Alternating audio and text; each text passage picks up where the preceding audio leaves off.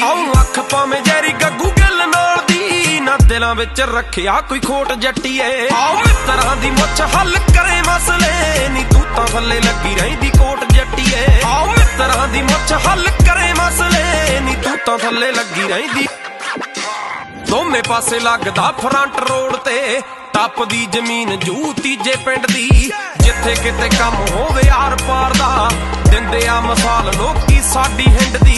ਤਾਂ ਹੀ ਇੱਕ ਫੋਨ ਤੇ ਨਹੀਂ ਮੇਲਾ ਲੱਗ ਜੇ ਕਦੇ ਯਾਰੀਆਂ ਚ ਵੱਟੇ ਨਹੀਂ ਉਹ ਨੋਟ ਜੱਟੀਏ। ਮਿੱਤਰਾਂ ਦੀ ਮੁੱਛ ਹੱਲ ਕਰੇ ਮਸਲੇ ਨੀ ਤੂੰ ਤਾਂ ਥੱਲੇ ਲੱਗੀ ਰਹਿੰਦੀ ਕੋਟ ਜੱਟੀਏ।